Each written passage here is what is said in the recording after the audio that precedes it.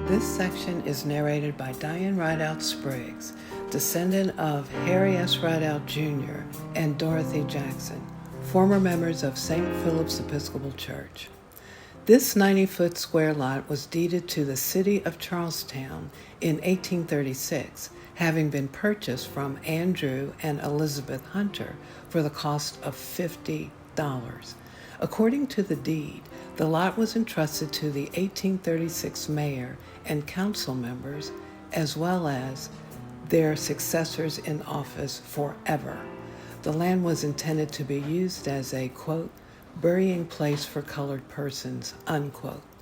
Nearly 40 years later, in 1873, the Virginia Free Press reported the density of buried bodies in this graveyard was such that it was, quote, impossible to dig a grave without cutting down upon some old grave, unquote.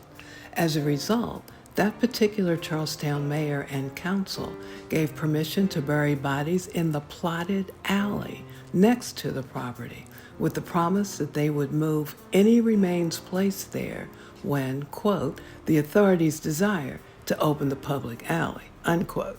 It's unknown if that promise was kept.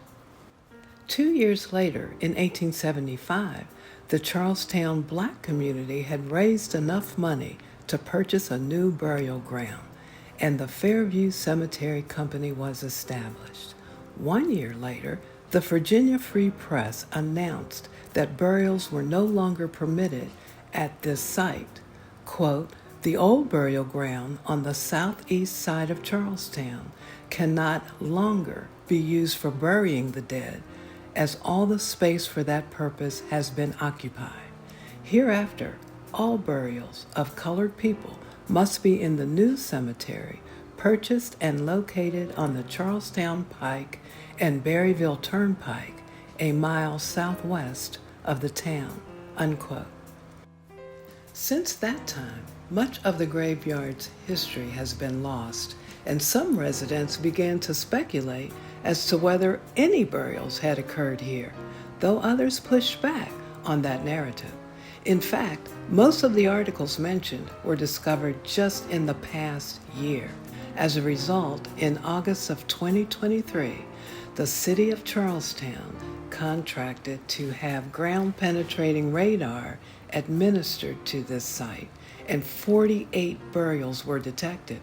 Furthermore, because the grounds have been disturbed by water towers and more, it's likely that the 48 graves are only a fraction of the number of individuals laid to rest here.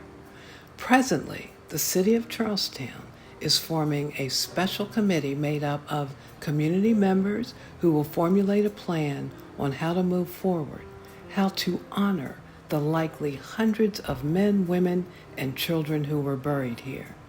They were committed to telling a more complete history of this piece of land and its deep significance.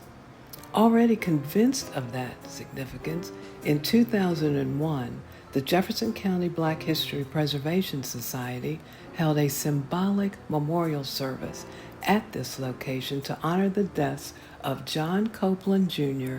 and Shields Green, 2 of the 5 African-American men who participated in the Harpers Ferry Revolt led by John Brown. The site of their execution is discussed in audio section number 4.